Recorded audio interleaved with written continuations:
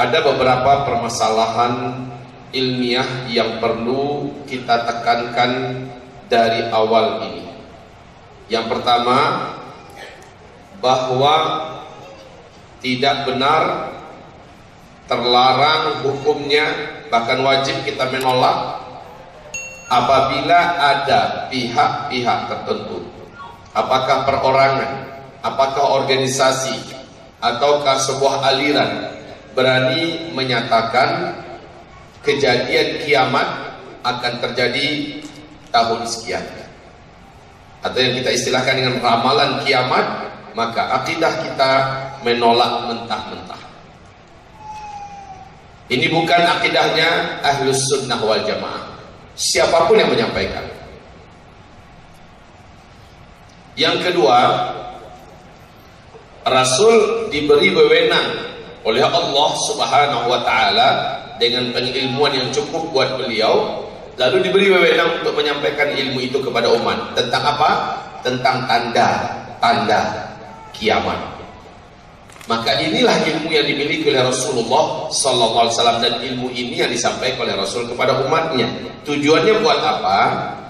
Agar umat waspada, agar umat melihat tanda-tanda itu dengan fakta dan fenomena yang ada di permukaan, supaya suasana dan energi iman tentang akhir zaman itu selalu hidup dan terjaga. Ada kritikan yang tidak mendidik, dan menurut saya ini hanya dilakukan oleh para pengadu domba, sesama alim ulama, sesama dai, sama ustaz. Ada sebuah judul dia buat, Ustadz Fulan meluruskan penyimpangan akidah Ustadz Zulkifli Muhammad Ali. Kemudian saya coba lihat, saya dengarkan dari A sampai Z. Saya catat beberapa catatan yang dianggap penting, lalu saya ulangi kembali mendengar, sampai saya dapatkan beberapa kesimpulan. Pertama, Ustadz itu masih di batas rel ilmiah. Yang kedua, tidak ada satu pencaci makian ataupun yang berkaitan dengan penyebutan nama atau hal yang bisa menjatuhkan. Dalam bahasa beliau masih sopan. Dan akhirnya saya mengomentari, mentaklik ulang 45 menit saya berikan komentar secara ilmiah.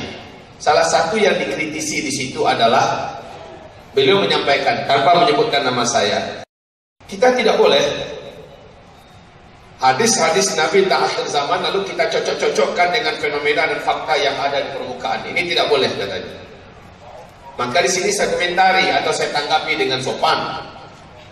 Apa jawaban saya? Kalau mencocok-cocokkan hadis-hadis tentang akhir zaman ini dengan fakta fenomena yang nampak di permukaan, tidak boleh dianggap salah dan menyimpang. Maka para sahabat telah melakukan penyimpangan tersebut. Para sahabat telah melakukan kesalahan tersebut karena mereka duluan yang mulai.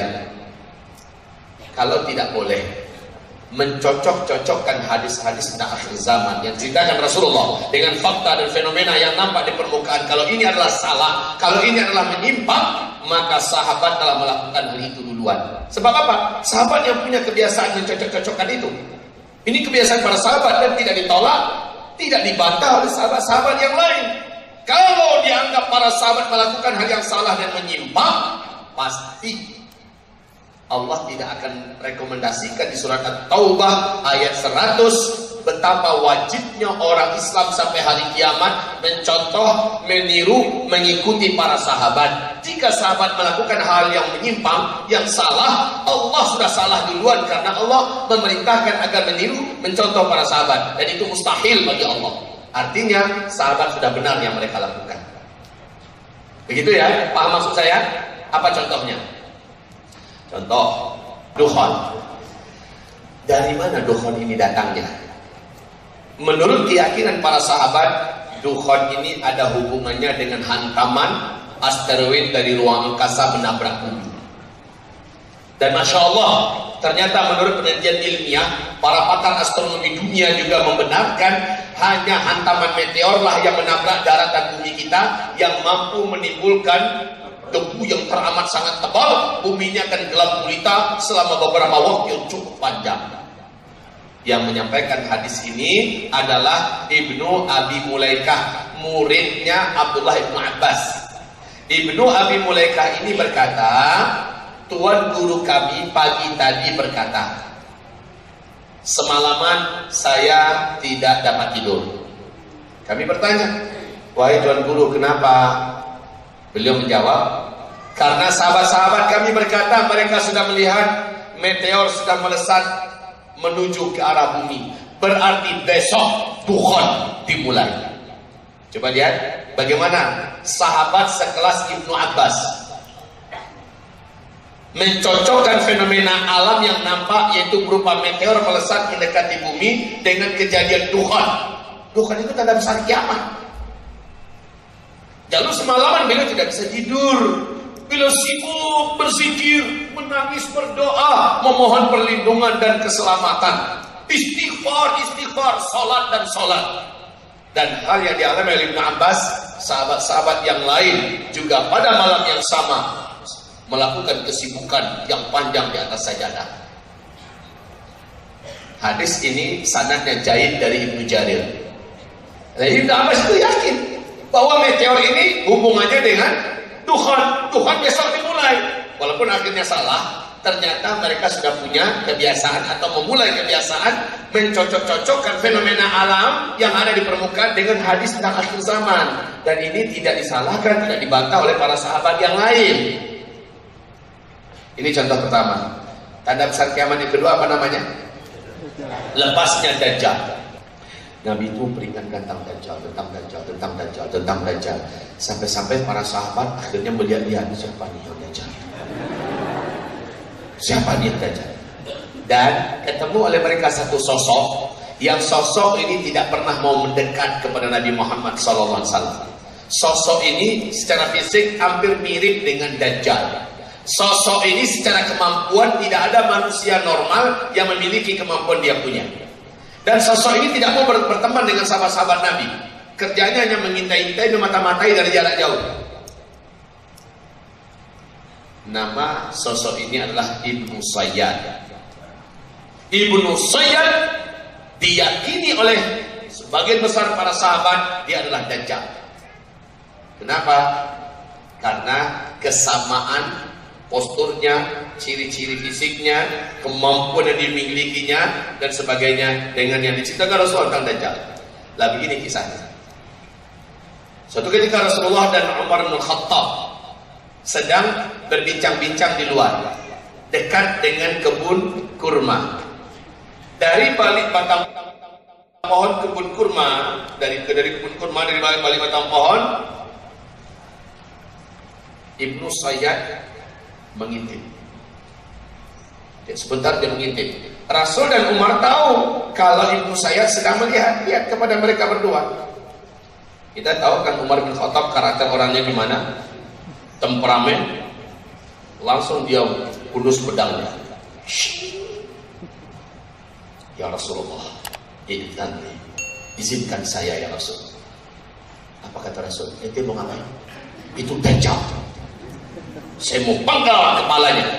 Saya bunuh dia ya Rasulullah. Apa kata Rasul? Hai Umar, kalau dia itu Dajjal, bukan kamu orang yang sanggup melawannya. Dia bukan tandinganmu, hai Umar. Kamu bukan apa-apanya bagi dia, wahai Umar, kalau dia adalah Dajjal. Tapi kalau dia bukan Dajjal, apa guna bagi kamu membunuh orang sembarangan? Coba lihat jawaban Rasul. Nggak pasti kan? Jawaban Rasul dibiarkan mengambang. Kita tahu siapa Umar bin Khattab. Tidak ada di Jazirah Arab para pegulat, para petinju yang kalau mendengarkan nama Umar bin Khattab lah calon lawannya kecuali kencing-kencing dalam celana. Karena Umar ini di samping dia tinggi besar, cekatan dan cerdasnya jangan ditanya. Bahkan Nabi mengatakan kalau ada Nabi yang pantas menjadi Nabi setelah aku, Umarlah orangnya. Karena dia memiliki kecerdasan yang luar biasa. Dan ini jarang dimiliki oleh satu orang manusia. Tinggi, besar, cekatan, gesit, cerdas. Semua dia punya. Kemudian Rasulullah SAW meninggal dunia. Yang memimpin umat Islam adalah Abu Bakar As-Siddiq radhiyallahu anhu. Abu Bakar As-Siddiq meninggal dunia, langsung Umar yang menjadi khalifah, Amirul Mukminin. Dan di akhir-akhir hayatnya Umar masih berkata, saya sangat yakin Ibnu Sayyad itu adalah Dajjal. Coba lihat, sampai mau meninggal saja Umar masih yakin bahwa Ibnu Sayyad adalah Dajjal. Ternyata Umar tidak sendirian dengan keyakinannya. Aisyah radhiyallahu anha juga sangat yakin bahwa Ibnu Sayyad adalah Dajjal. Sofiyah radhiyallahu anha juga sangat yakin Ibnu Sayyad adalah Dajjal. Abu Dzar Al-Ghifari juga sangat yakin Ibnu Sayyad adalah Dajjal. Tidak sedikit sahabat-sahabat Nabi yang yakin Ibnu Sayyad adalah Dajjal. Sementara Dajjal adalah tanda besar kiamat yang kedua. Artinya apa lagi? Yang saya maksud tadi, jika salah mencocok-cocokkan fenomena yang nampak di permukaan dengan hadis tentang tanda-tanda akhir zaman itu tidak boleh, maka para sahabat tentu tidak akan melakukannya. Baik, sekarang saya akan melakukan sebuah pembuktian bahwa memang kita sekarang ini tidak bisa dibantah, tidak bisa disangkal kita yang masuk dengan akhir zaman. Para sahabat mempunyai keyakinan, mempunyai keimanan yang bulat dan padat bahwa kiamat yang dimaksud, akhir zaman yang diceritakan Nabi Muhammad, mereka lah orang-orang yang menjalani dan akan menyaksikannya. Tidak ada seorang sahabat pun yang tidak yakin. Dan suasana para sahabat itu kalau dibaca-baca, kalau ditelusuri dan dipelajari, paling-paling tanda-tanda akhir zaman yang diceritakan Rasulullah di masa sahabat baru terjadinya 4-5%. Sementara di zaman kita sudah 93-94% tanda-tanda kiamat itu telah Allah nampakkan secara kasat mata. Mestinya punya keyakinan seperti para sahabat bahwa kiamat sudah dekat. Itu harusnya kita. Karena di zaman kita ini tanda-tanda kiamat itu Allah pertunjukkan secara masif, secara bermunculan. Akhirnya sulit untuk kita membantah. Satu contoh, kalau kamu nanti menemukan satu zaman, orang yang hidup pada zaman itu sebelumnya mereka kere-kere, miskin-miskin, mereka hanya sebatas penggembala ternak, mereka tidak beralas kaki, saking miskinnya sendal pun nggak kebeli, mereka bertelanjang dada. Tiba-tiba mereka menjadi kaya raya dan sangat berkuasa. Lalu mereka saling berlomba-lomba dan mereka saling berbangga-bangga membangun gedung-gedung yang tinggi-tinggi. Perhatikan kata Nabi, jika zaman itu sudah kamu temukan, maka jarak masa antara kamu dengan kiamat sudah sangat-sangat dekat. Ini hadis Nabi 14 abad yang lalu. Terjadinya cuma di zaman kita. Jazirah Arab, namanya masih Jazirah Arab dulu sebelum minyak bumi ditemukan. Jazirah Arab ini dulunya kaya apa miskin?